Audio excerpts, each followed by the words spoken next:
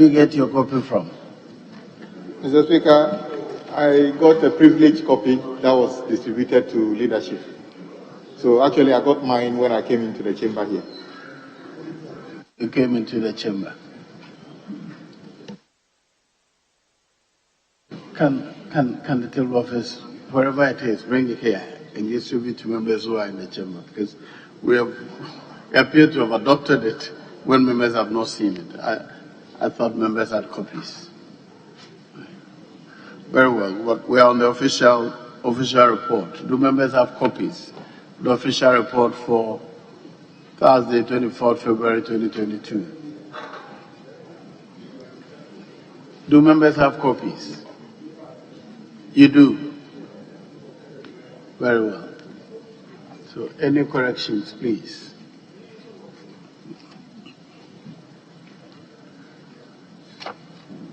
In the absence of any corrections, the official report of Thursday, February 24th, 2022 is hereby adopted as a true record of proceedings.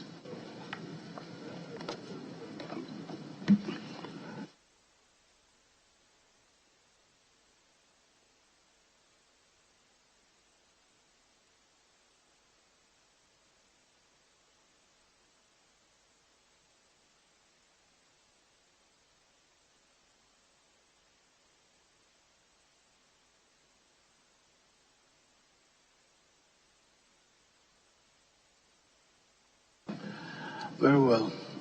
Let's move on. Business statement of the 9th week. Honorable Deputy Leader. The Speaker, I shall proceed. Would you leave, sir? Yes, please. Thank you.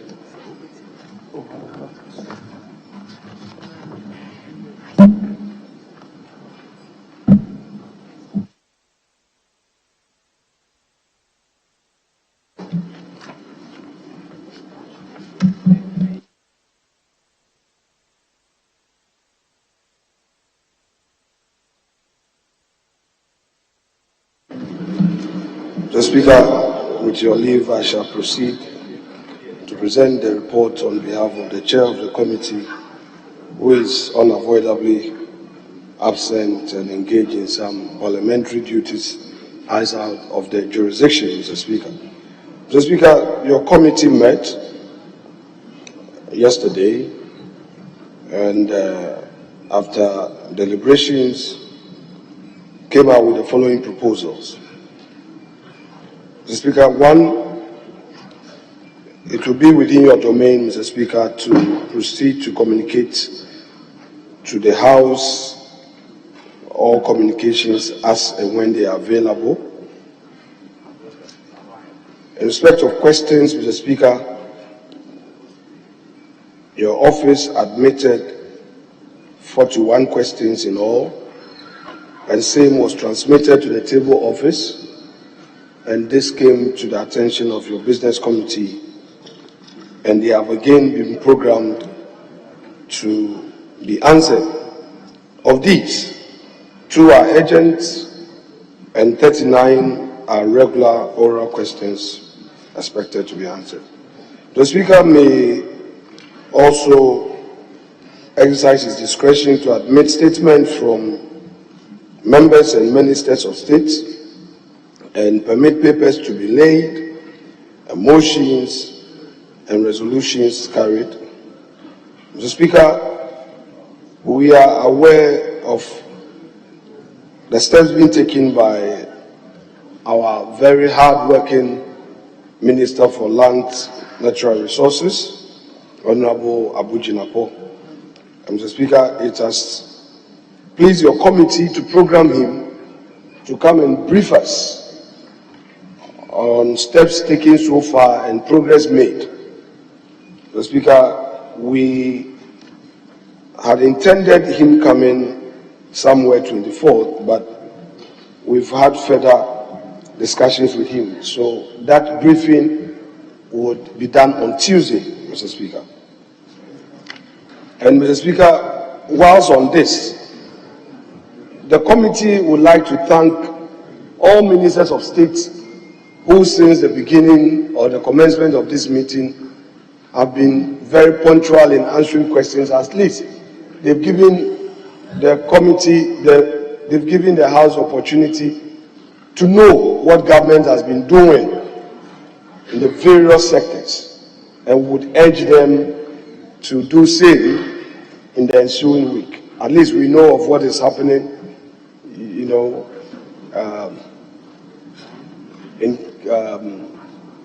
what's your constituency?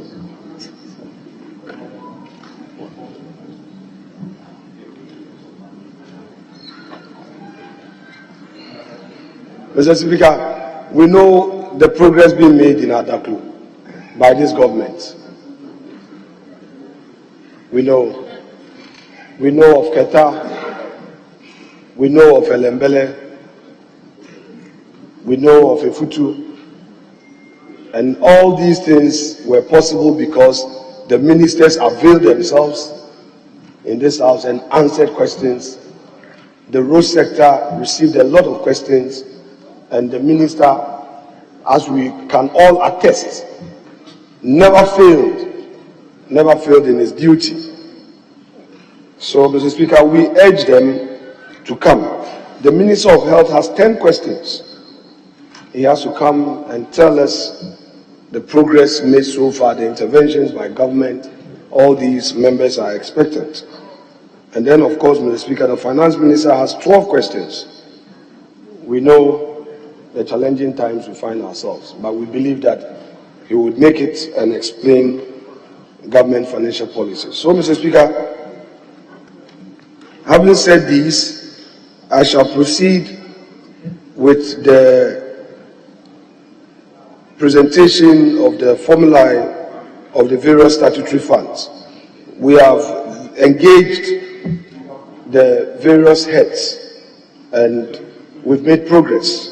We believe that the various reports will come for our consideration and approval. So members should be rest assured that we know how these funds are important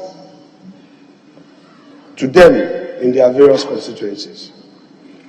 People depend on you, and you need these funds to resolve. Yes, I'm talking about the assemblies and we ourselves as members of parliament, Honorable Bua. They are talking about the roads, the unemployment situation, I know. And that is why the nation is also... Can we discuss your report? Yes, Mr. Speaker, I'm discussing the report. You're responding to us. Oh, very well.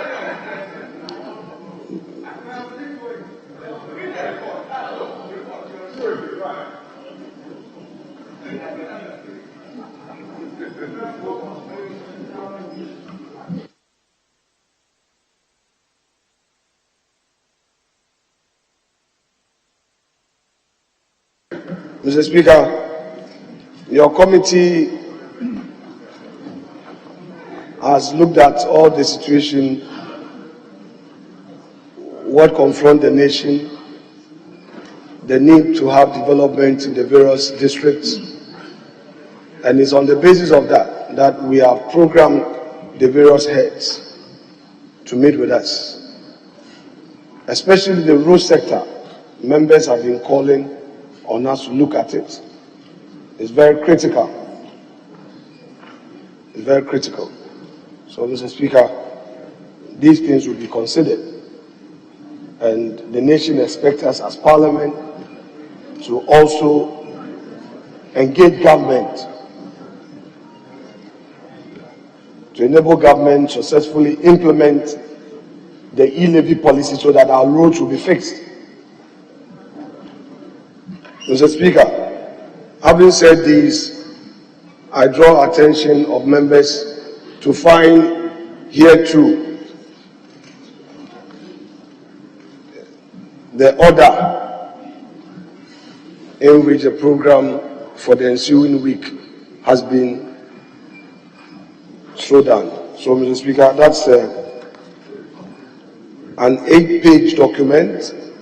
Members should take their time to look at them, and then those who have questions should know which day they have been programmed to ask the questions, prepare and come and ask the questions, being mindful of the rules.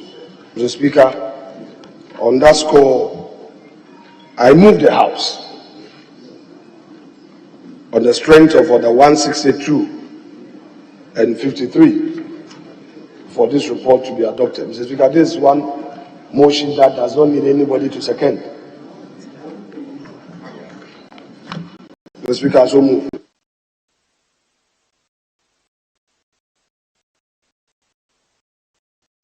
Any comments, please? Question? Thank you, Mr. Speaker. Mr. Speaker, I think to the Health Minister, one on ethics committee called Quorum, this appeared in a document called Agenda that I received. But I just realized that of the questions appeared here. The questions were filed on the same day. And so I'm wondering whether that question has been ignored or it will ever appear. So my question was advertised yesterday for me to ask the Education Minister on the accused shortage of teachers in my district. But following the other paper, I don't see any questions appearing, and so I don't know whether the leader will give some explanation. We have often complained that if we file questions, they advertise, and there are going to be any changes. Members will be informed accordingly. But I prepared to come and ask my question only to realize that questions have not been advertised for today. So, Mr. Speaker, we need some explanation on that. Thank you so much.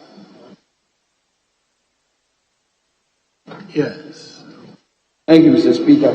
Mr. Speaker, on number 3 on the business statement, briefed by the Minister for Lands and Natural Resources. Mr. Speaker, when I read that statement, it was an intention by the business committee and the discussion they have had.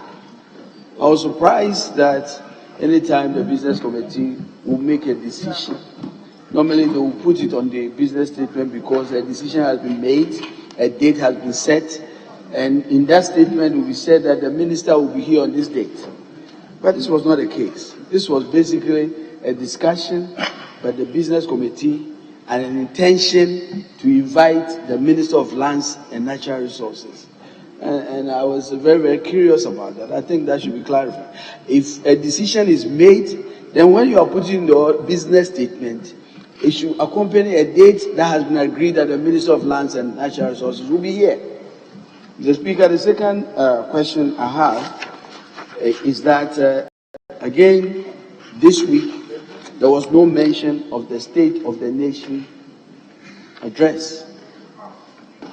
Today is the 18th, and we have a few days to the end of the quarter.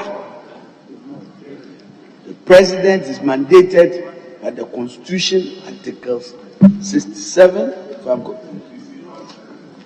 to basically report and give the State of the Nation address.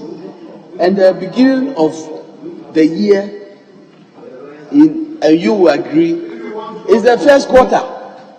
We still don't have a date. You had come here, leader, and given us a date, later came back to say that the date has changed. Is it a plan to basically wait for the approval of E-levy before the president comes? I mean, we need to understand what is going on. Thank you. Yes. Thank you very much, Mr. Speaker. Mr. Speaker, the Deputy Leader of the House failed with the Business Committee to update us on a directive given by Mr. Speaker to the Youth and Sports Committee to investigate the abysmal performance of our national team and present their findings to the management of the Ghana Football Association. A deadline of the 27th of February, I believe, was given. We haven't received the report. The national team will resume camping on Monday, play the Nigerians in Kumasi on the 25th of March at 7:30 p.m. We still haven't heard from the committee that did the work as to whether they flouted Mr. Speaker's directive and what the engagement between the Ghana Football Association has been. So I would want to find out from the Deputy Leader of Government Business what has transpired so far. Thank you very much, Mr. Speaker. Yes. Thank you, Mr. Speaker. Mr. Speaker, yesterday the Minister for Works and Housing was here to answer my question. You admitted the question, it was scheduled for yesterday. He came here and said he wasn't prepared and that he should be given some time. One would have thought that this question will be arranged for next week. Conspicuously, it's missing. And I want to find out why it's missing and what the business committee will do to ensure that he comes to answer that very important question. Mr. Speaker, again, let me also say that the leader just said that this is a statement that doesn't need any body to support it in any form. This is a statement that we are accepting or adopting for the whole week. But, Mr. Speaker, look at the number of people from the other side, less than 15. Less than 15 people seated here to adopt a statement for all of us for the ensuing week.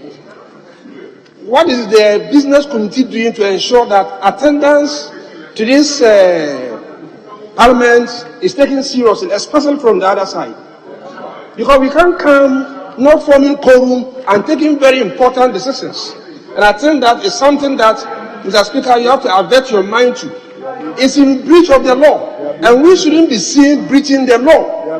I'm sure this is very important issue that we have to take on board. Mr. Speaker, again, in the 7th Parliament, the issue of a new standing order came up. This standing order has been on the drawing board to date. We want the business committee to tell us what is the state of it. That's another very important issue that I want to draw the attention of the House to. Mr. Speaker, these are the few concerns I have. Thank you.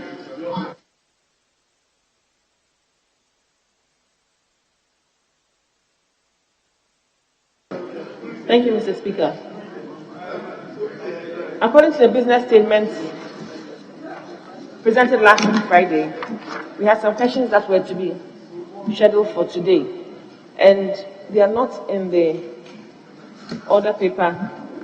Neither have they been transferred to the business statement ending the 25th March. So I'd like to know where those questions are going to find themselves. I asked the question on the state of Awutu, town roads in Awutu, and I don't see it anywhere. It's an issue of great concern, so I'd kindly like to know where that will now be fitted into. Thank you, Mr. Speaker. Yes, Honorable Deputy Leader.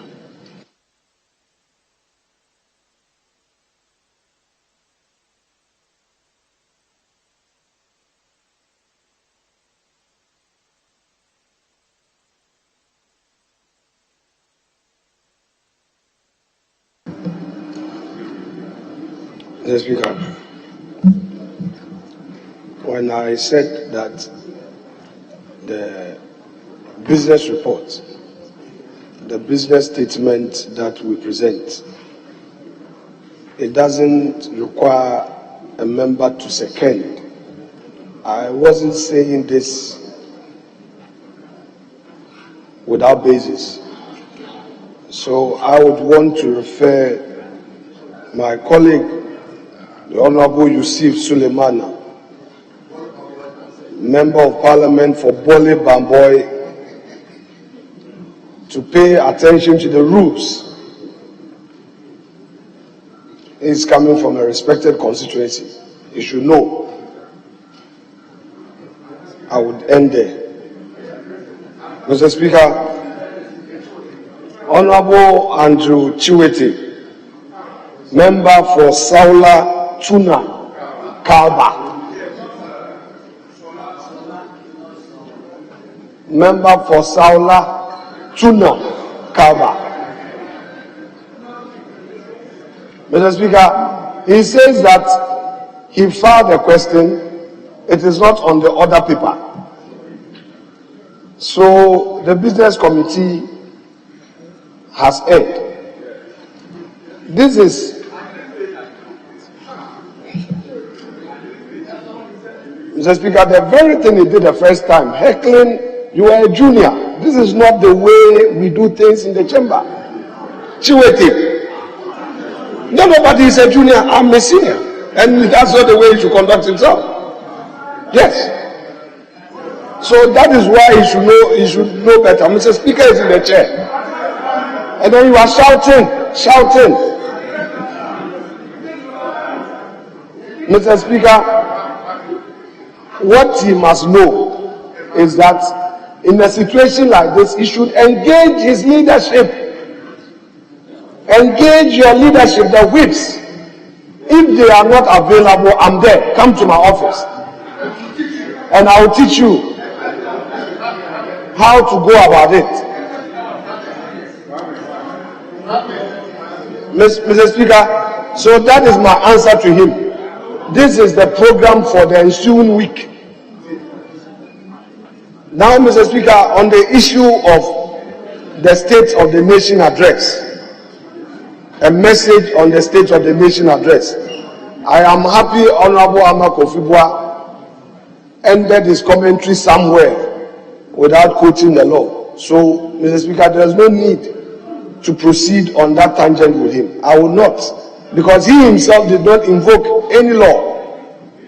He did not. Our duty as a house is to program Mr. President to come. It is not Mr. President who is refusing to come. He is ready. Mr. President is ready. It is for leadership and Mr. Speaker. It is for leadership and Mr. Speaker to program Mr. President. Mr. Speaker is unavoidably absent. He is not in the jurisdiction. We are talking about the Speaker. The Speaker. The Speaker, I never said the Speaker. The Speaker. So, Mr. Speaker, the Speaker and the leadership will agree and program Mr. President to come and deliver a message on the state of the nation. That will be done. Mr. Speaker, I rest my case.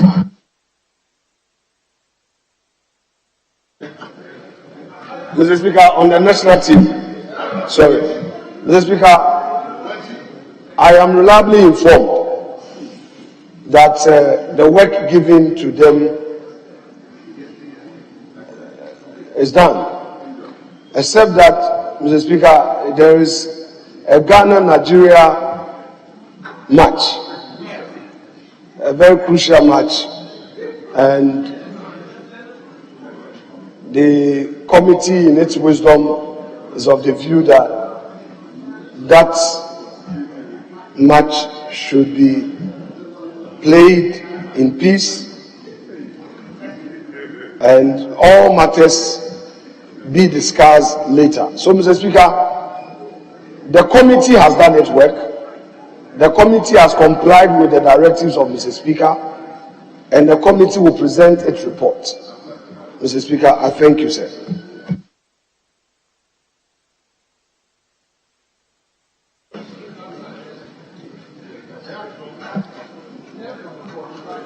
Thank you, Mr. Speaker. Mr. Speaker, yesterday, the minority chief whip brought an issue on the happiness in Boku. That the Speaker said we have to bring the Defense and the Interior Minister to update the House on it. So I was expecting it since look at the urgent nature of the situation. I was expecting this to at least to be captured in the next week business statement, so that at least look at the urgent nature of the situation over there, which is very, very horrible. Thank you.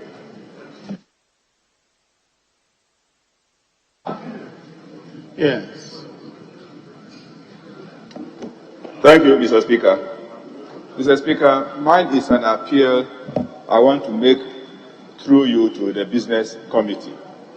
Mr. Speaker, we all know very well that basic education is very, very important in this country. And by our Constitution, it's compulsory and free. For 3 years now, the Ministry of Education came out with a new curriculum. And on every new curriculum, there should be textbooks which will match the various subjects under the curriculum. We have asked questions on the minister. He has been in this house before to tell us that they were in the process. And for 3 years now, Mr. Speaker, the textbooks are not there.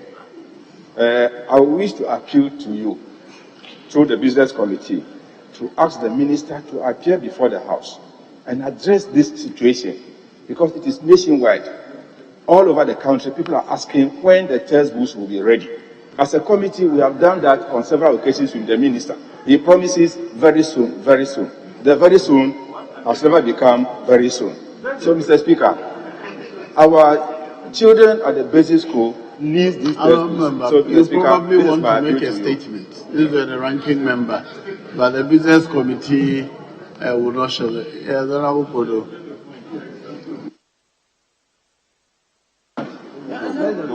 Mr. Speaker, thank you for the opportunity. I want to charge the Deputy Majority Leader for intentionally ignoring very important questions asked when he presents business statement on the floor. Last time, I asked him what the Business Committee is doing to bring to this floor the House Committee to come and tell us about the maintenance of the facility, Job 600. He ignored it. He didn't answer. I further asked him about the meeting you have directed the leader of the House to convene about the Disassembly's Common Fund. He equally ignored it. Deliberately. And I don't know why he is doing that. Today, I want to ask him, I hope he will not ignore this one. I want to ask him whether the committee is aware of the urgent question asked to the Minister for Finance to come and answer in this House regarding the status of the Disassembly's Common Fund and why it has not been programmed for the ensuing week. Mr. Speaker, this question was filed on 2nd March. And today... Can you listen, please? I'm sure you were not paying attention because he specifically mentioned the formula for Get Fund and Common Fund as part of the program for next week. So move on. He has provided that information already. If you have another matter, move on to it.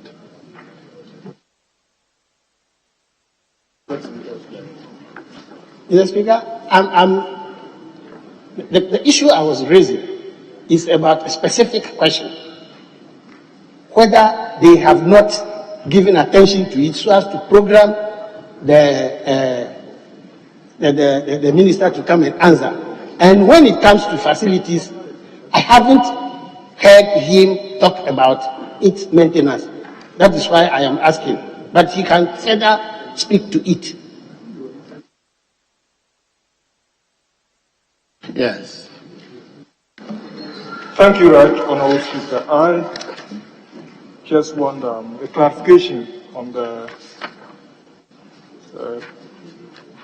bullet 4, that is presentation of the formula of the various statutory funds.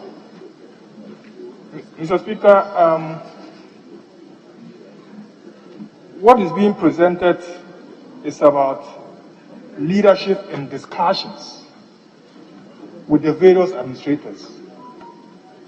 I haven't seen any definitive period. And I'm wondering, what do we really have to do with that matter of discussions now? What we need is a program of activity instead of telling us you are in discussions. So can you explain, when are they coming to this house? Thank you, Mr. Speaker. Yes. Oh, very well. Let me give the last word to the available leader, so we'll bring that. Thank you, Mr. Speaker, and I thank the leader for the presentation of the business statement. I think colleagues just want an assurance that those people whose questions were scheduled this week and could not be taken, they were expecting to see them scheduled for next week. But I think what they need is an assurance that it will still be scheduled in due course. A clerk just showed me a letter from the education minister, for instance, who said 30th or so.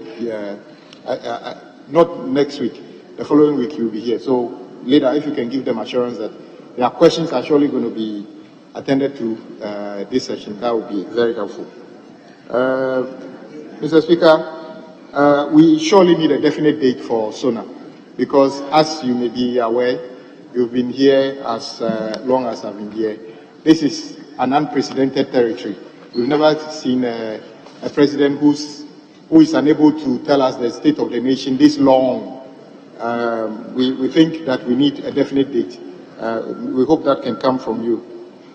We are happy that the lands minister will brief us on Galamsey.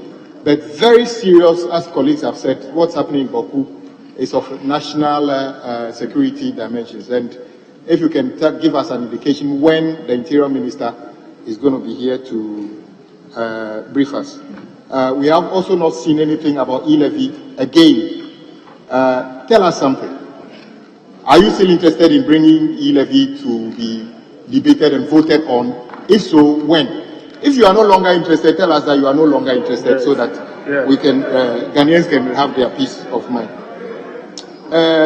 Lastly, Mr. Speaker, if you take the votes and proceedings of yesterday, interestingly, the number of us who were here yesterday amount to 213. That is a magic number, actually. I don't think I consistently saw 60 people here yesterday, but this is it. And but I can't blame anybody. Committee. Well, colleagues, I think Speaker had directed in the past that committee meetings should take place after we've come to start business on the floor. So when we hear committee meetings, it's difficult for some of us to understand. But largely, Mr. Speaker, if somebody wanted to push, we don't even have the numbers to start today. Exactly what is leadership doing to ensure that members come to the floor in the required numbers by the Constitution? That is all we are asking for. As the leader is here, he's got information about everything. Can you tell us what you are doing to ensure that members are going to be here in their constitutionally mandated numbers for us to do business? Mr. Speaker, thank you for the opportunity. Yes. Yeah.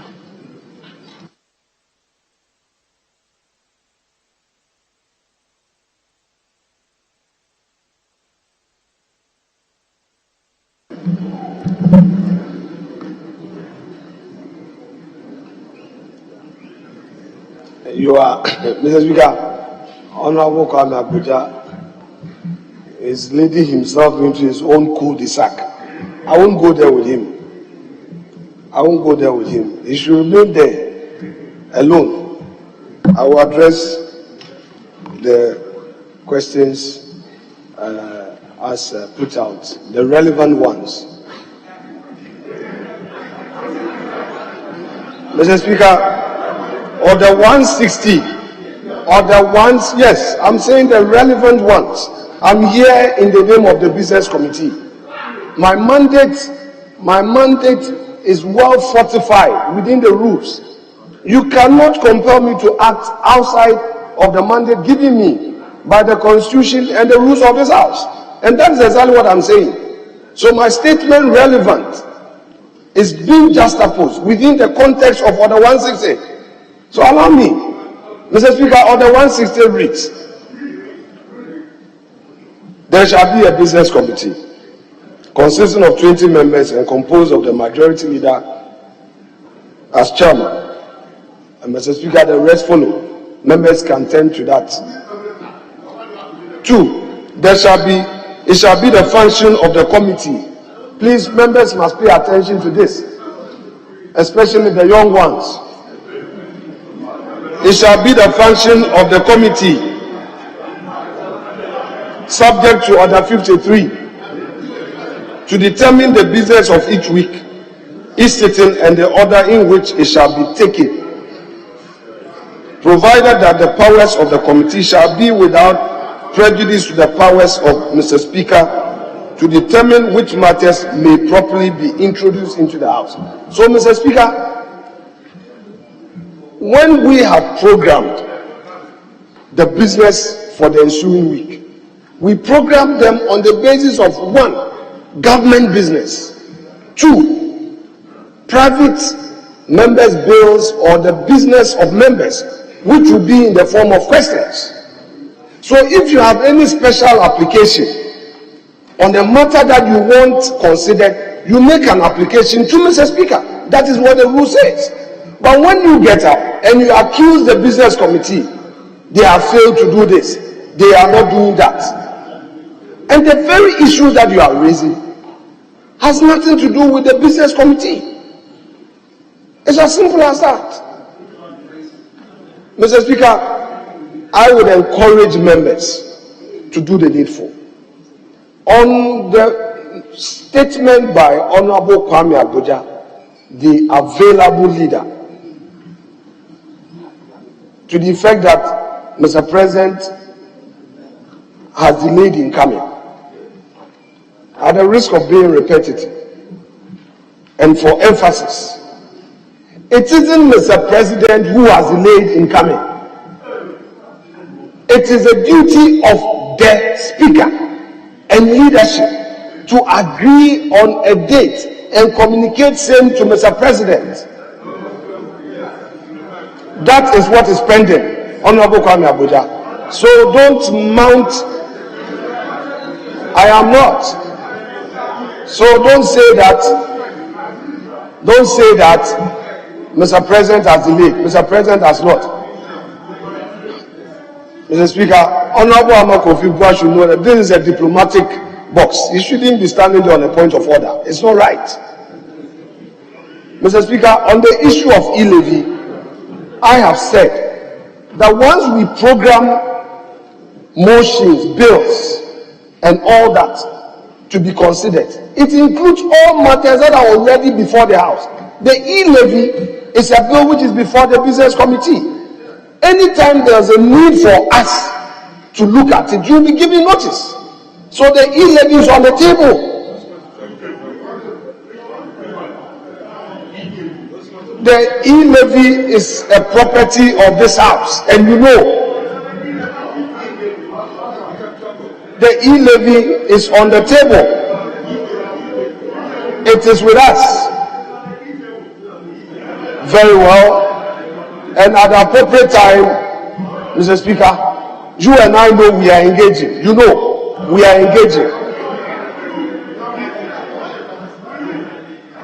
You and I know we are engaging. Honorable Leader, let's proceed. Yes, Mr. Speaker. Ignore their sides, please. Mr. Speaker, so on Kwame Abuja's attempt to, do his usual mischief, I have answered him by letting him know that the E-levy is part of the program. We have stated it there. Mr. Speaker, Honorable Member for Akachinok, I know he has a very good relationship with the Minister of Education, and I know the concerns he's raised. In fact, anytime he raises any concern, the next moment you see it doing the rounds in social media. He lets his constituent know that he's working, he's fired a question, he's done it. It's good, Mr. Speaker, it's good for communication. It's good for communication. Mr. Speaker, it's good for communication. And at least the members who are in the constituency know you are working. They know you are working. So I would again,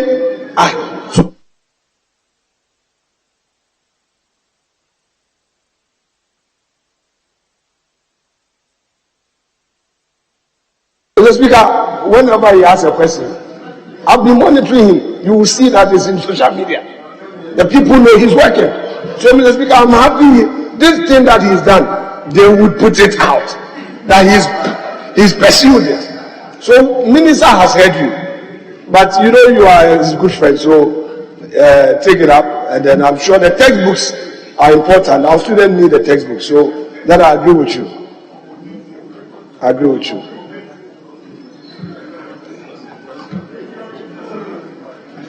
Honorable Mr. Speaker, are you willing to comment on the situation where proceedings are halted because quorum is raised, and yet our votes and proceedings have 200 of us on it? Are you willing to comment on that? Yes, Mr. Speaker, I am able to make a comment.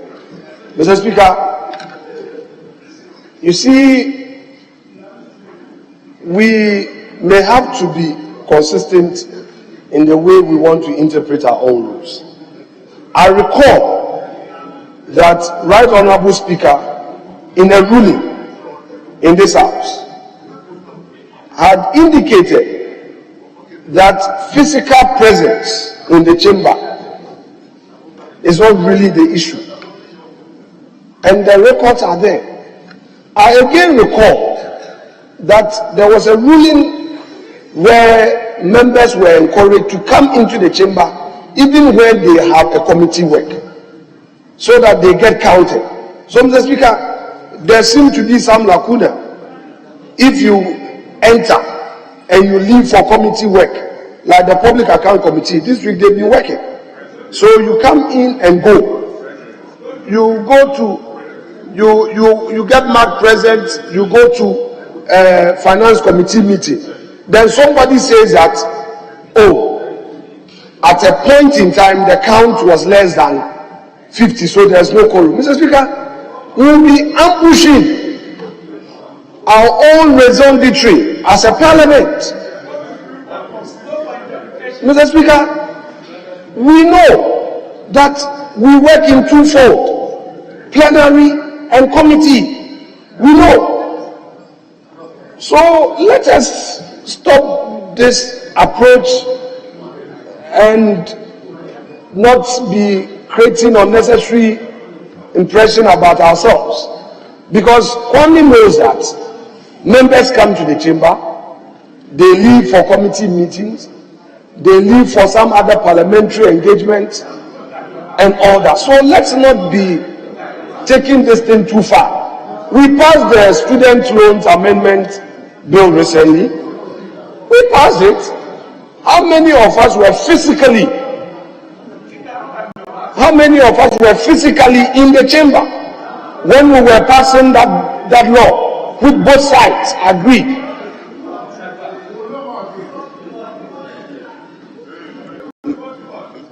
Mr. Speaker, when we came into the House and were at the back bench, you advised us to always listen to seniors. And we listened to seniors, and that is why today we are able to make our case. And some backbenchers from the minority side would only want to heckle and would not want to listen. Mr. Speaker, I rest my case. Honourable members, we are done. I just want to draw members' attention to Order 1605. The committee shall prepare a rota of ministers to appear before the House to answer questions. The clerk shall be responsible. Please note this one. the clerk shall be responsible for arranging questions submitted by Mr. Speaker to fit into the rota for informing the ministers accordingly. So I encourage members, when their questions are not appearing on the business statement, to verify from the table office whether indeed their questions have been admitted by Mr. Speaker and whether it has been transmitted to them and the ministers informed. Because it is after that that the business committee will deal with it.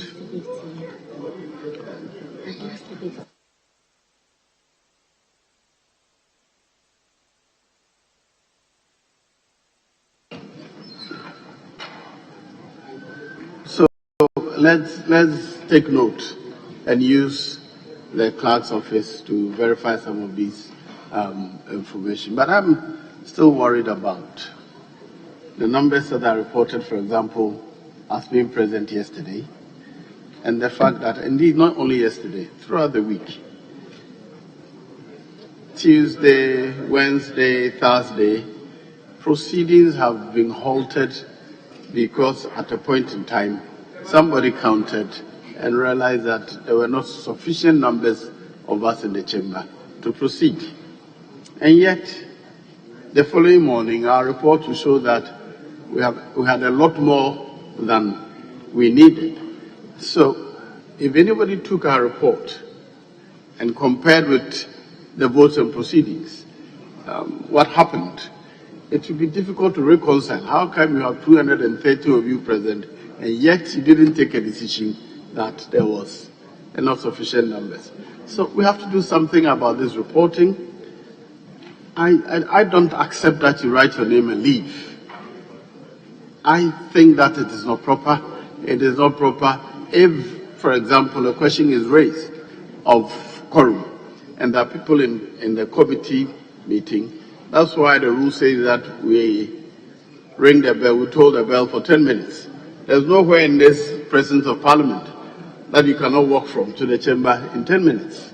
So if indeed people are at the committee, we have sufficient time and reason to ask them to come to the chamber so that business of the House can proceed. But I find very inconsistent situations where business is truncated because a quorum is raised and the numbers are not sufficient, and yet our report says that there were a large number of us in the chamber. I think leadership must look at this and ensure that either the people who are reported truly are here, or that the true numbers that are here are reported. Very well. I have brought I'm done with business statement. If you have any other matter, you come to business statement. Honourable members, the business statement for the ensuing week is hereby adopted for implementation. Yes. Speaker, I will seek your leave to vary the order of business for us to go on to page 4 and take item 11 for the question to that motion to be put.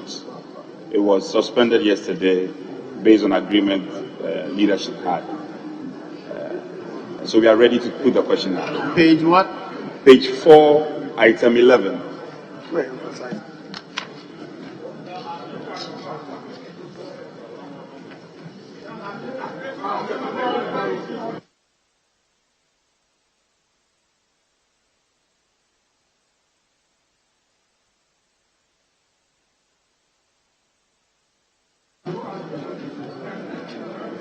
yes, Honourable Available Leader, that is the application. What's your comment? Mr. Speaker, I'm told there has been an understanding, there has been an agreement between leadership yesterday that today they will take the question will be put on the motion. That is all I have in terms of information. Very well. Item 11, motion. Yes. Yeah, thank you very much, Mr. Speaker. Mr. Speaker, I want to understand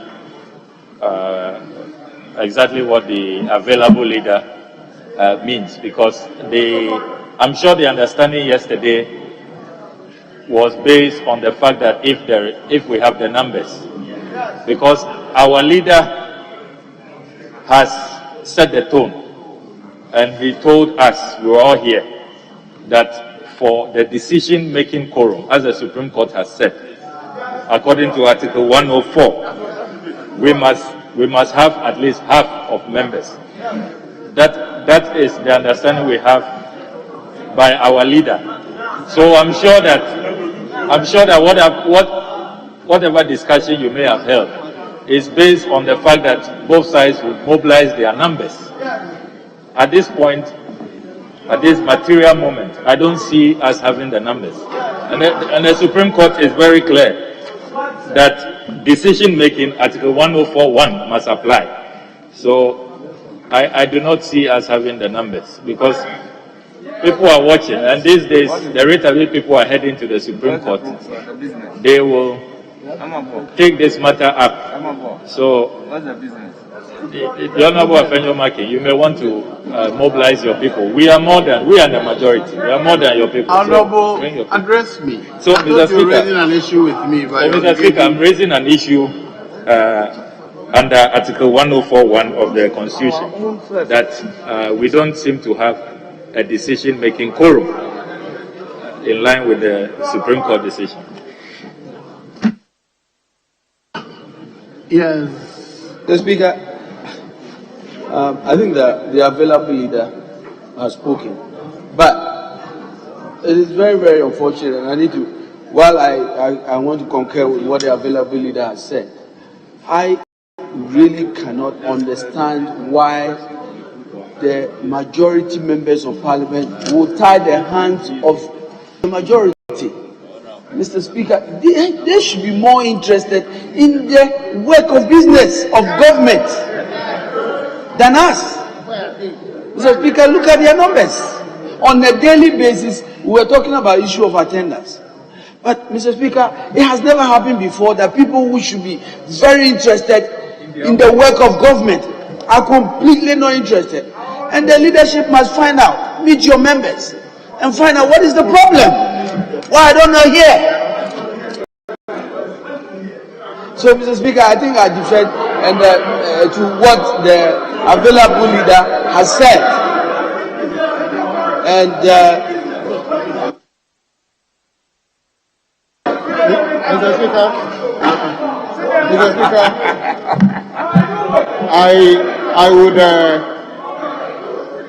I would plead with leader to defer the putting the question for now. When Chief Whip and others return, maybe they can do further consultation with them.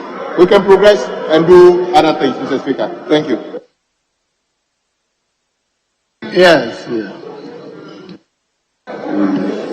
Mr. Speaker, when we sit here, we communicate among ourselves, and we do not engage in surprises. The posture has always been to watch the arrowhead. But whatever that is happening on the floor, I would want members to know that posterity is registering same. That notwithstanding, Mr.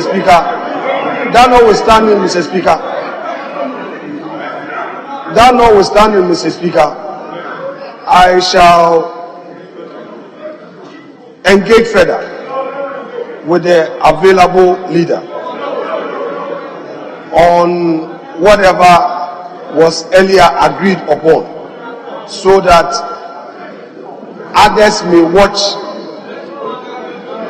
the arrowhead, so we can make progress. Mr. Speaker, that is all I can say for now. Mr. Speaker, we may proceed to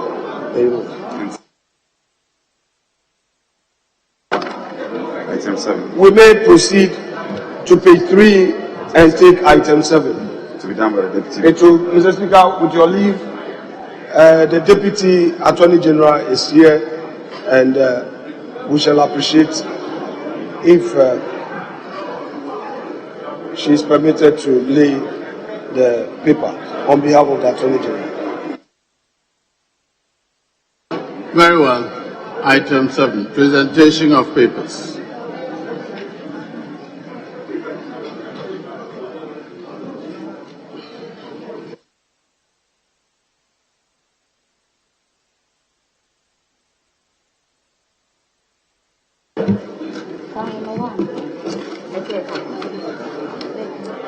Budget performance report in respect of the Legal Aid Commission 2021. The report is duly presented. It's referred to the Committee on Constitution and Legal to consider and report.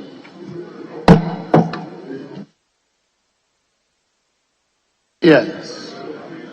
Mr. Speaker, Mr. Speaker, for our own guidance, Mr. Speaker, I would want to encourage members in this House to engage the front bench. Because, Mr. Speaker, when we are engaging and there seem to be some turbulence from behind, it sends conflicting signals. Our plea, no, it shouldn't be the case. Let's try and engage. Let's try and engage. Honorable, Mr. Speaker, we are taking the statement. We agreed on statement. We proceed. Statement. Statement. One from your side. Is that not right? Yes, one from one from ours. Your colleague has a statement. You don't want your colleague to take a statement? Tell Abi, you don't want your colleagues. Are you undermining your leadership? Are you undermining your leadership that your colleagues should not take a statement? Stop.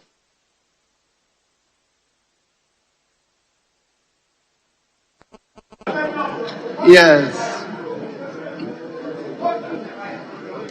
Yes.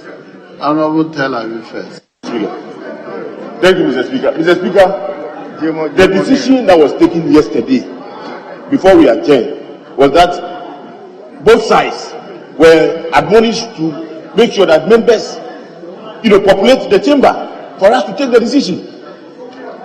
We don't have the numbers. So I think we have moved on from there. Yeah, but then why did you call my name? What's my name?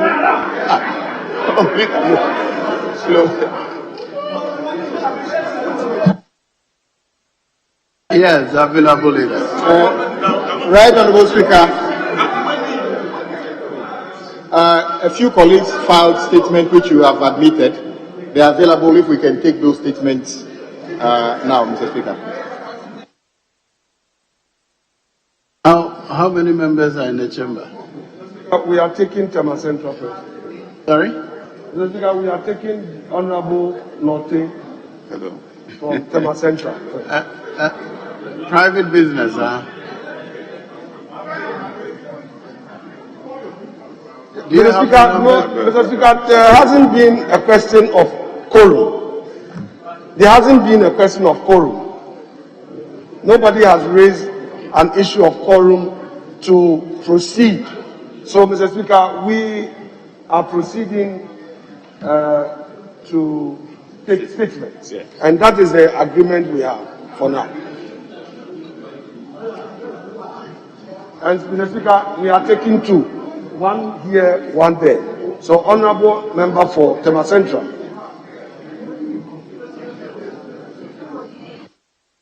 Yes.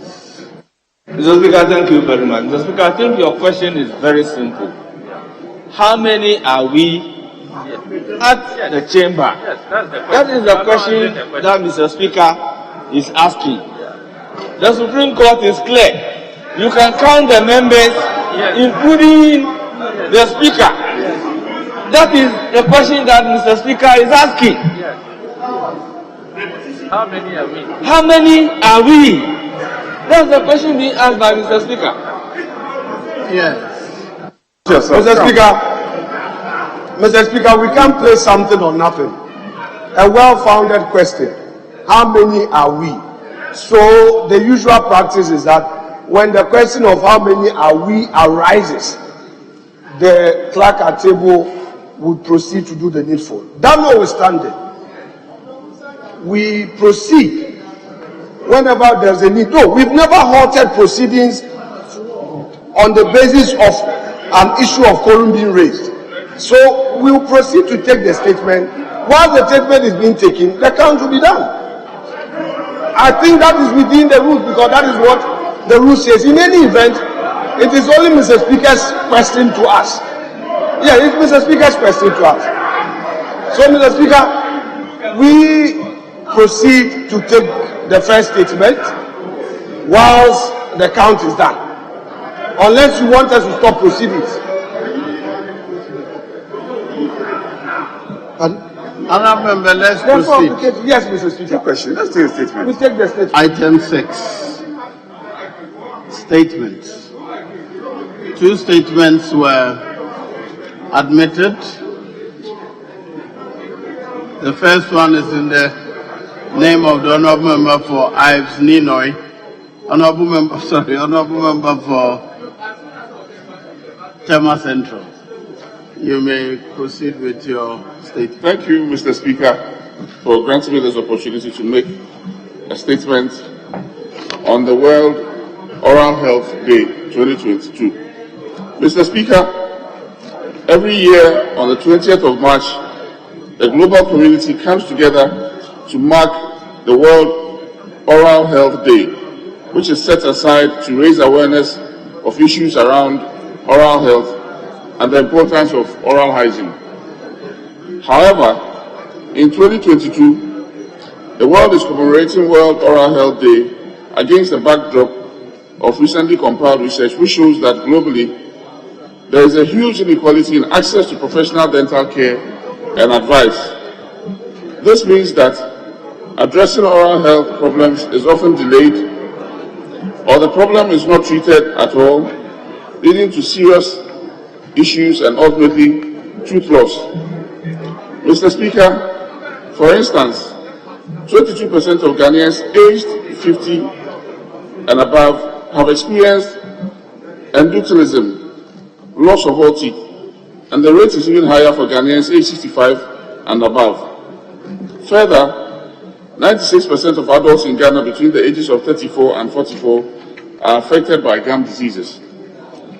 This points to the fact that families are not paying close attention to their regular dental visits, resulting in unnecessary loss of teeth. This, I believe, is unacceptable and preventable. The reference research identifies the key barriers to access of dentists in Ghana as being: 1, a very low dentist to population ratio. Only 570 dentists are in active service to meet the needs of the entire population of approximately 31 million. This translates to approximately one dentist for every 58,400 people. Most of them are based in Accra and Kumasi. There are some constituencies that do not have any dentist in their area to attend to issues relating to oral health. 2, there is a lack of adequate dental clinics in Ghana. Although there are great efforts and strides being made to expand resources, out of about 298 public hospitals and polyclinics, there are only 84 dental facilities in the country, and not all of them have equipment in reasonably good condition. 3, cost is by far the biggest factor preventing Ghanaians from accessing dental care facilities. About 79% of Ghanaians cited cost. The amount paid out of pocket for dental treatment and prior knowledge of the existence of dental facilities as significant predicators in dental service utilization.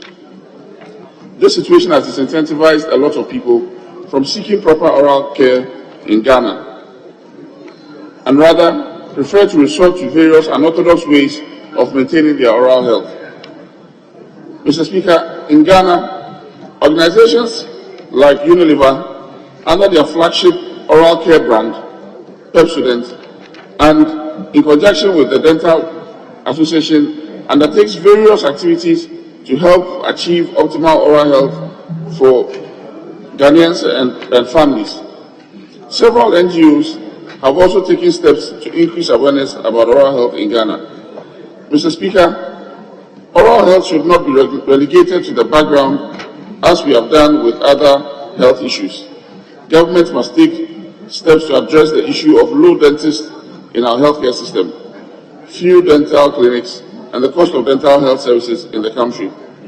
It is important that we have a national conversation on what can be done to improve the oral health component of our health delivery ecosystem. It is also important to add that, Mr. Speaker, on the 9th of March 2022, the Ministry of Health announced the recruitment of more dental officers to augment the current numbers. However, more must be done to step up the dentist to patients ratio in Ghana. The Ghana Dental Association and other groups should enhance their public awareness and education about oral health issues in the country. And we as members of parliament must encourage regular oral health checkups by our constituents. Mr. Speaker, permit me to end with a quote from Jennifer Williams, an oral surgery assistant, who says that oral health is just as important as getting skull health checkups. It's not just about getting cavity filled, it's about overall health of the individual. Another scholar also posits that oral health is a reflection of the physiological, social, and psychological factors that are essential to our quality of life. Mr. Speaker, I want to thank you for this opportunity to make this statement. Thank you very much. Any contributions to the statement? Yes. Thank you, Mr. Speaker, Yes, for giving us opportunity to contribute to this very important statement that affects every human being in so many ways. There are two elucidating natural consumption activity that every human being has to face. The day activity, which will give us the food for the table that we have to consume, and the nocturnal activity where loved ones may have to engage themselves to enjoy natural conjugation. Of these two activities, the nocturnal one will be enjoyed when you have good health, and good health will come by through your esophagus. That is the good oral health. On that basis, where you have poor oral health, it means that the nocturnal activity is not properly enjoyed because you don't have the nutrition well digested to give you the health and to give you the scintillating mouth odor to engage yourself in that amorous relationship. However, if you look at the oral health, among all the professions, you realize that it's not given the needed attention and education, whereby people would take good care of their oral health and their esophagus to make that amorous relation attraction perform to its fullest. In those days when we were in school, the first thing that you have to do was to have the authorities inspecting the oral health of every pupil to see to it that you are actually in good health, because if that is good oral health, it means you also have other side effects where you have other ailments caused by poor oral health, like stomachache, like the ulcers, and other fungal diseases. Mr. Speaker, if you look at the issues here, in our training for health personnel, oral health is not given the necessary attention, whereby you go to some health facilities, particularly in the rural areas, you may not see dental nurses and other dental medical officers attached to those places. So you realize that the oral health issues are not well organized and well catered for in our health facilities. It is important that if you want to enjoy life in terms of nocturnal activities and the day activities, then you have to treat our oral health very seriously. Those days, you may have the charcoal and the plantain stem that will use, that will give you a very nice oral health, a very nice attraction, whereby you see the whitish teeth trying to attract others to have a move to ensure that always all the time when the two sexes meet and you have that attraction, it rises the occasion where people may have the opportunity to engage themselves to enjoy the nocturnal activity that has been given to us by the good God. It is therefore important that this day that we are celebrating the oral health issue, Ghana should take it up and ensure that we prepare our people through education, we prepare our people in the educational sector where professionals in the health system will also be engaged to train them in the oral health issues, so that you shall engage them at the various health centers to help our people secure oral health activity. Thank you, Mr. Speaker, for this statement. Yes.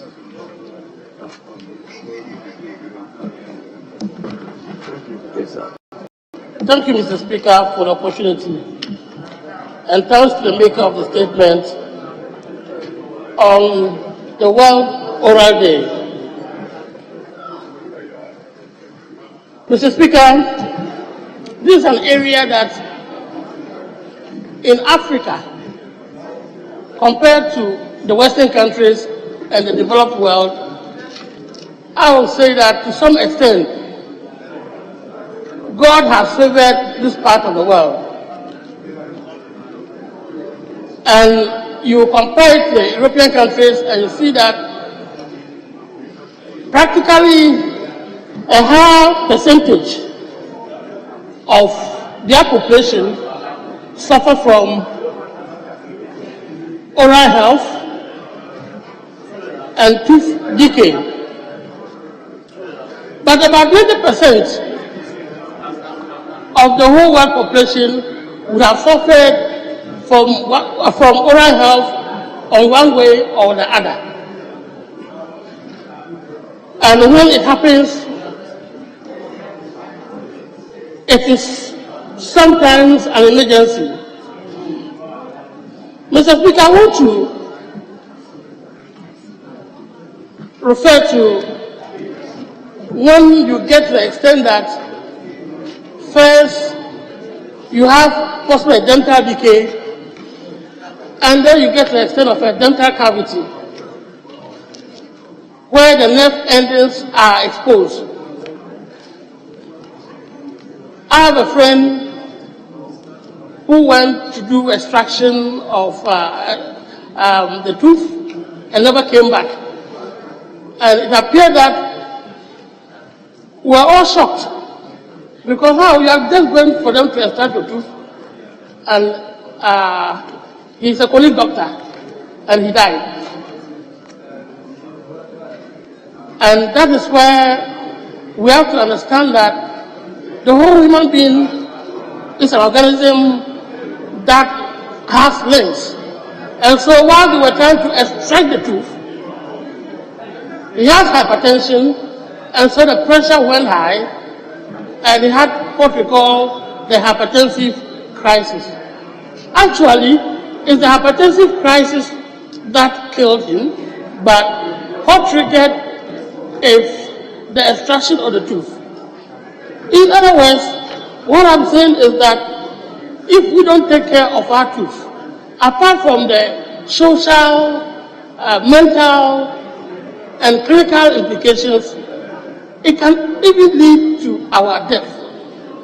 And I appeal to all of us, about 2 times a year, we should go to our dentist and try to let the dentist carry out a general checkup on our tooth, such that if there are problems there, they will start looking for the solution before it gets to what we call the dental cavity, and probably an abscess being formed, and probably needing an emergency extraction that can lead to anything. It can lead to anything. Thank you, Mr. Speaker, for the opportunity.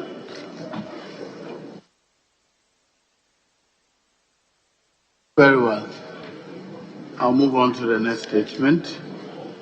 It's in the name of Honorable Desmond Peitu, Gomwa East.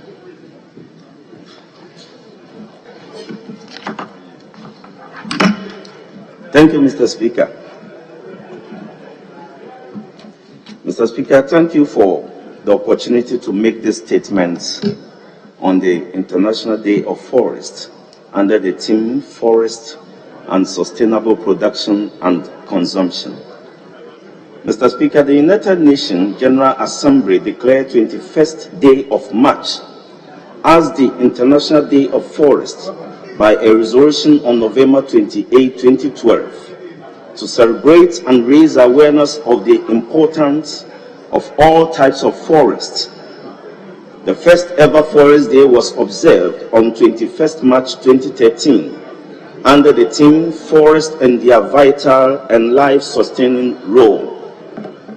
Mr. Speaker, in a message read on the first ever International Day of Forest, the former General Secretary of United Nations, UN, Mr. Ban Ki-moon said, and I quote, "By proclaiming the International Day of Forest, the United Nations has created a new platform to raise awareness about the importance of all types of forest ecosystem to sustainable development," unquote.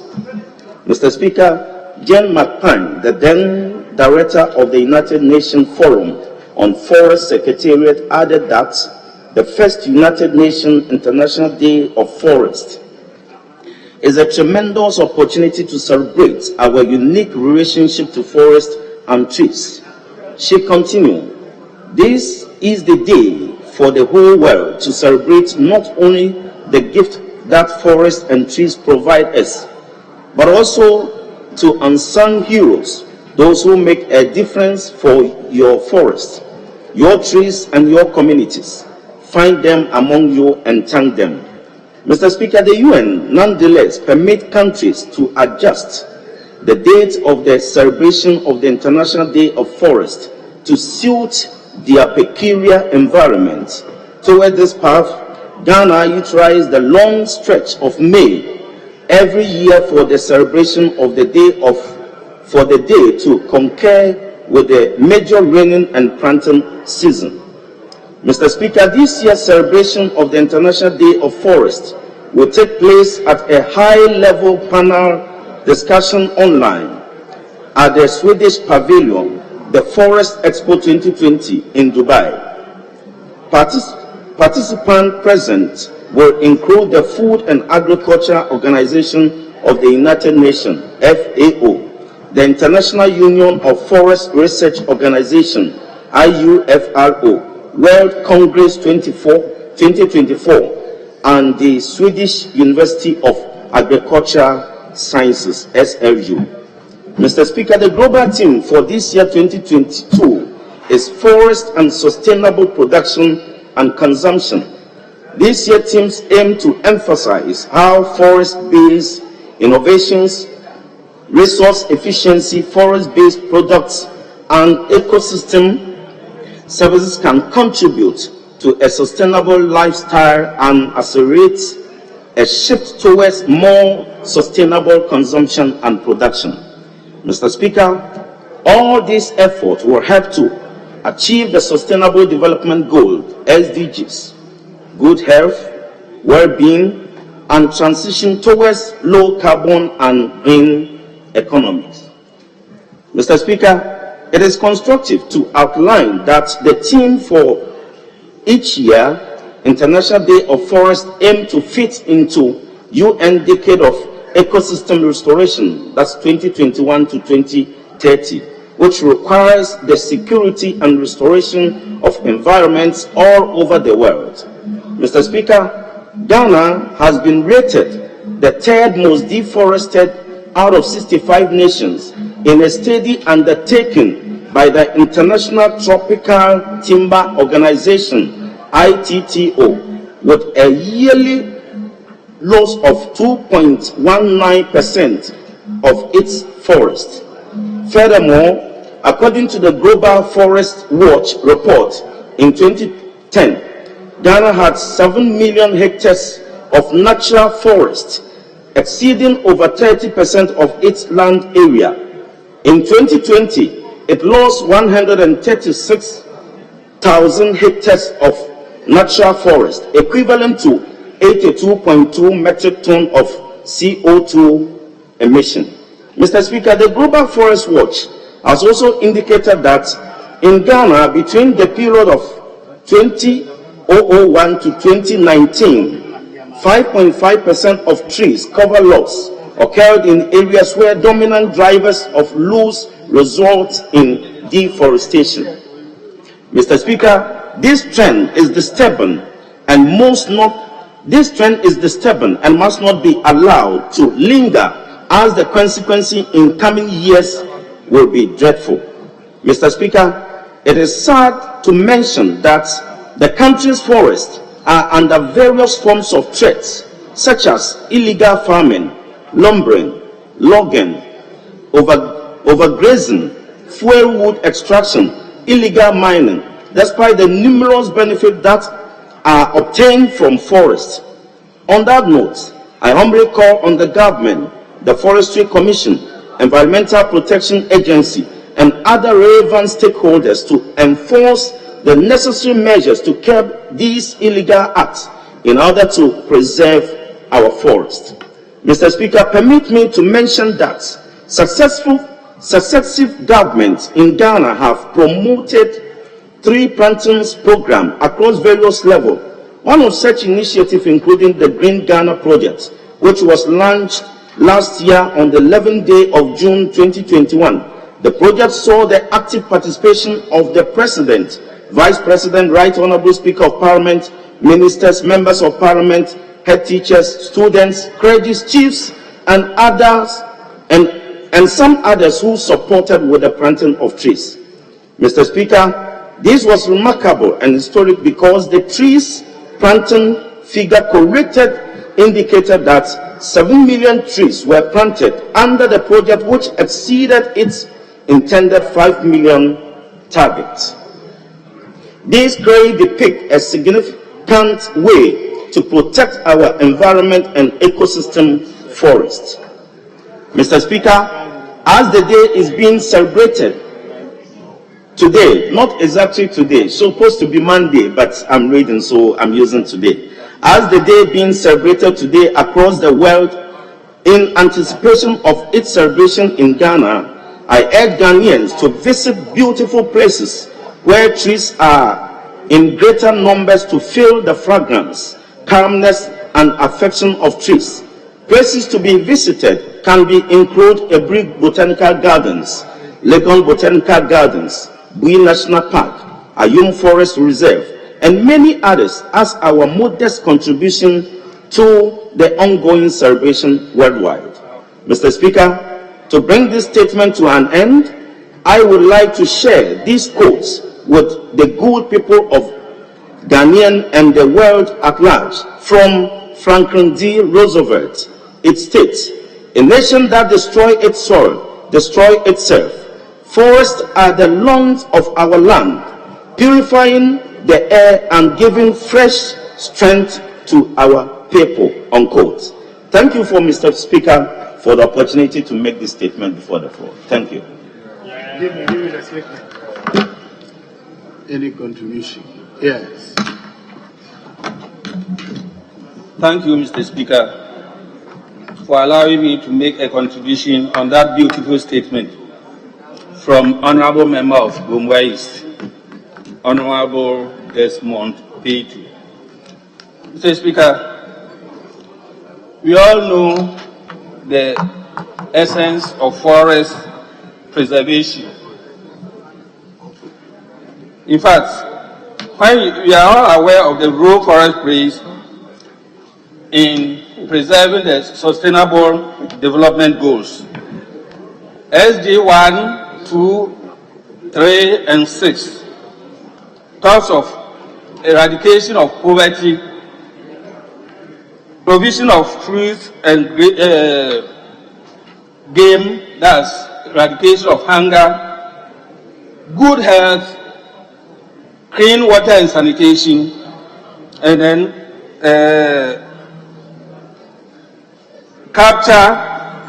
climate change, capture of carbon and storage. Mr. Speaker, these are all essential things that can lead to sustainable development goals that we are embarking on, so that we can produce more and then consume more. However, Mr. Speaker, human activities are going against such moves to achieve that goals. Human activities such as lumber harvesting, urbanization, and later saying. We have delved so much into our forests, depleting it to the extent that very, very soon this certification will catch up with us. Mr. Speaker, losing 13 million hectares of our forests annually, global-wise, that's global loss of 13 million hectares is totally unacceptable. Every year, we gather a lot of resources to embark on conferences with the aim of curbing the climate change that we are talking about. This is totally unacceptable in the sense that about 12 to 18% emission of carbon into the atmosphere as a result of forest degradation that we ourselves embark on. It sometimes defeats our aim at trying to attain the sustainable development goals. So today, as my honorable member is talking about, or has provided us a very beautiful statement on the need to preserve our forests, I would like to add my voice for the call to all and sundry to ensure that we preserve our forests so that we can achieve our goals. In fact, Mr. Speaker, while I can surely put the attempt to preserve our forests through reforestation at arithmetic rate, I can also be sure that we ourselves destroy our forests at geometric rate. Mr. Speaker, let me take this opportunity to commend the Minister for Lands and Natural Resources for the green project that he embarked in June 2021. But let me also humbly call on him to follow it up so that the achievements that he targeted at can be sustained. With these few words, Mr. Speaker, I thank you very much for the opportunity. Yes, Honorable Deputy Minister. Thank you, Honorable Speaker, for allowing me to add my voice to the statement that has been made by my colleague on the World Forest Day, which falls on Monday. Mr. Speaker, I would say his statement is highly welcome because he's drawing our attention to the need to preserve our forest. Mr. Speaker, the current government has made it a point to champion the preservation of our environment and then also reforestation, so that we will be able to arrest the various drivers of forest degradation. Mr. Speaker, that is why we came up with the Green Ghana concept. Mr. Speaker, let me use this opportunity to thank the entire members of this House and also all Ghanaians for participating in last year's Green Ghana. Mr. Speaker, we just launched the Green Ghana project day for 2022 just about 2 weeks ago. Mr. Speaker, for our information, the 2022 day falls on June 10th of this year, and we will urge all members to participate on that day. Mr. Speaker, just like we had last year when your good self decided to suspend sitting so that members could go to their constituencies to also participate in that laudable effort. We plead that this year too, if you can, honor us by suspending the sitting of the House so that members can go to their various constituencies to participate. Mr. Speaker, this year we have targeted 20 million on that day. And Mr. Speaker, we have come out with various programs that we are going to use to be able to target this 20 million. Mr. Speaker, one of which is that we are going to give out degraded forest reserve compartments to corporate bodies so that those corporate bodies will help us to revegetate those particular compartments. And Mr. Speaker, that alone we know can be able to give us about 10 million target. The remaining 10 million target would be geared towards revegetation of off-reserve areas and then our urban centers. We will also look at the medians along our roads, especially areas like in Sawam Adwadiri, along the Kumasi Accra highway, where we have large tracts of median in the middle of the road, where if we plant trees along those roads, it will help in conserving and also beautifying our environment. Mr. Speaker, on that note, I'll thank the maker of the statement that he's done very well, and we highly appreciate what he's done. Thank you, Mr. Speaker. Very well. That is the end of statements time. Yes, Honorable Leader.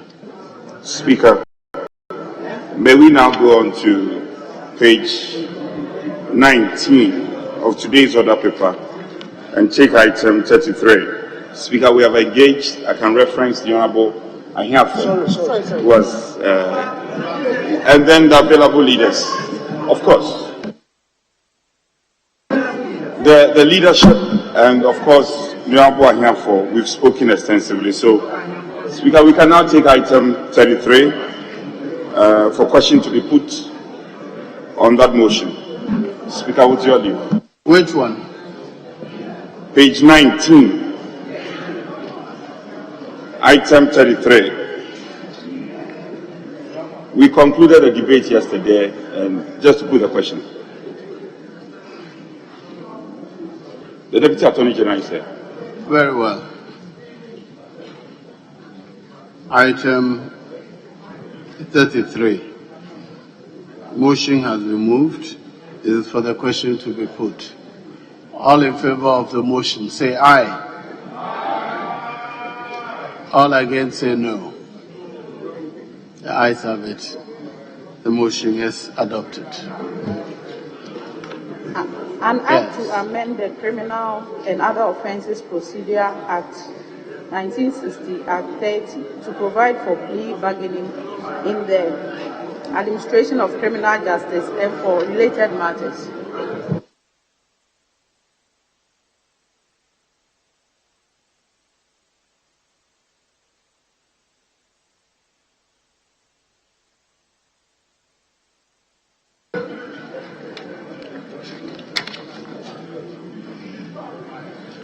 The Criminal and Other Offences Procedure Bill 2021 is accordingly read a second time. Yes. Speaker, we are ready to now take item 11 on page 4. And we also concluded the debate and here to put the question, Speaker.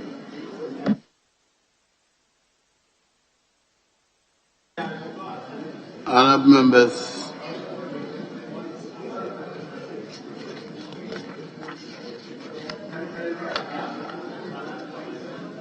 item 11, the question to be put. All in favor of the motion say aye. Yes, Honorable.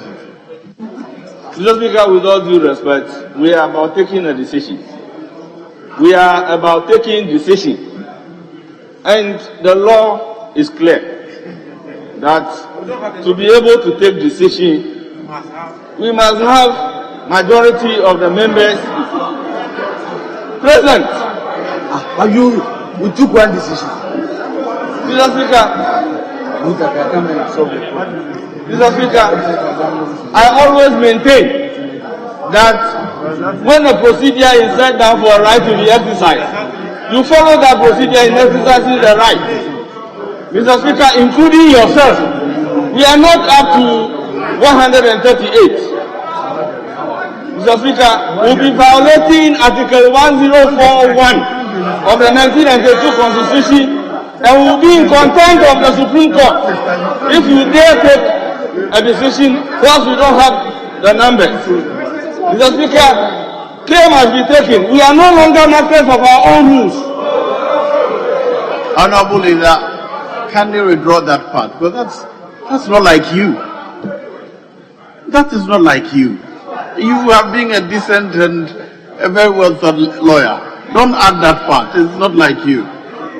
Your argument is okay, sound, but don't add the propaganda. That bit is not like you. Proceed, but please cut out that we are no longer masters of our own rules. We are.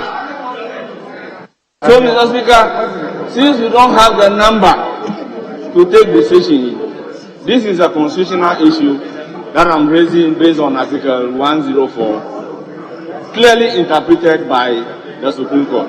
We should be careful not to do anything unconstitutional. Mr. Speaker, going forward, the Constitution must guide us. We must operate within the ambit of the Constitution. We must operate within the dictates of the law. Mr. Speaker, the law, the Constitution, the supreme law of the land above and beyond which no further law exists, will not allow us to take this particular decision. Mr. Speaker, I so submit. Yes.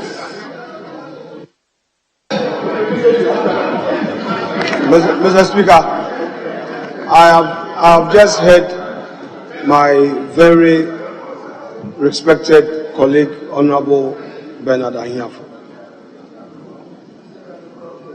I do not want to believe that he's picking and choosing. Before this motion, because you are arguing on grounds of principle, let me respond to you on grounds of principle. Mr. Speaker, we just took item 2033, and then with this, Mr. Speaker, because you are a member of the committee, because you are a member of the committee, don't do this. Don't do this. Don't do this. Honorable Deputy Leader, here on the floor, I want to hear argument on law. Don't do certain things. Mr. Speaker, I want to hear you on point of law. Mr. Speaker, all I am saying that it is very rich. It's very rich for him to suddenly. Is it for me? It is very rich for him to suddenly, after considering motion 33, because we just took a decision on motion 33, which he had no objection. That immediately after, he has a problem with the next motion. Mr. Speaker, I find it very rich. Then, too, he now says that the basis of us proceeding, the basis of us, can you sit down for me to finish? The basis for us proceeding is not right. And the Constitution, Mr. Speaker, all the submissions he raised, I don't know what legal point he raised. Is it the case that you are arresting the motion? Is that what you are doing? If you are doing so, say so. Are you arresting the motion? Is that what you are doing? If you are doing so, say so. Honourable members, I think there's no more argument on this. Order 104. Mr. Speaker, if you Order hear me 104. Kindly let me. If you didn't hear me for a minute, because the leader has said something that is very significant, that the House is drawing the House attention that when I'm just walking in, that when 33 was taken, we equally didn't have the number.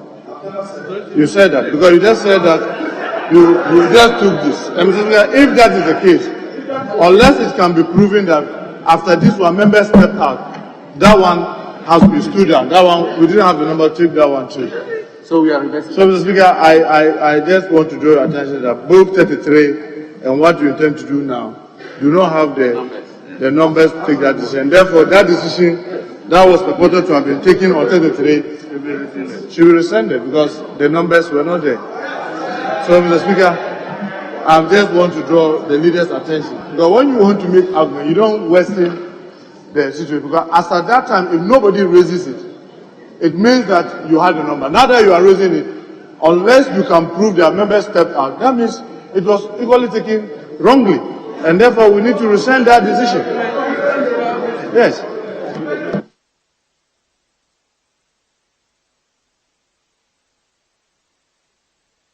Yes. Speaker, there should be calm. I think that we have done enough for the day, and I want to thank my colleagues for their cooperation. So, Speaker, under the circumstance, I will want to move for at least all the items that we had agreed to deal with has been dealt with. We've done the two statements, one apiece. We've moved the motion, the question has been put. So, Speaker, I want to move that the House is adjourned to Tuesday in the forenoon. Speaker, I want to move for the House to adjourn.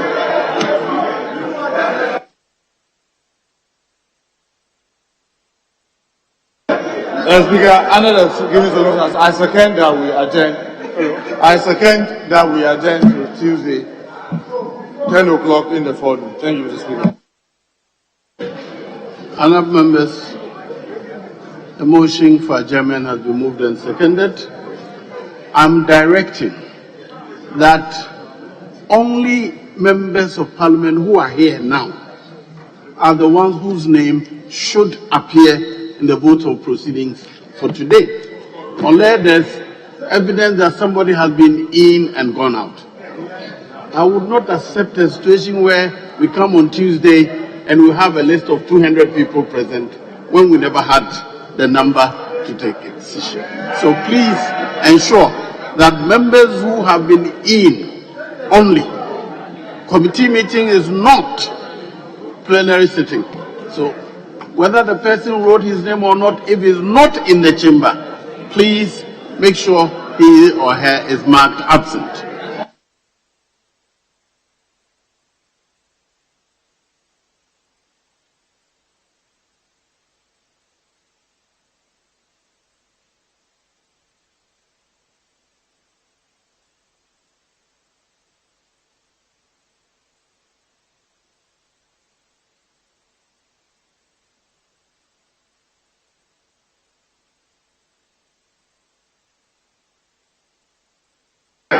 For avoidance of doubt, I'm repeating the order. Only members of parliament who are here now and a member who came in, sat, and probably left for some other reason may be marked present. Any other person should be marked absent. The motion has been moved and seconded. The House is accordingly adjourned to Tuesday, March 22nd at 10 o'clock in the forenoon.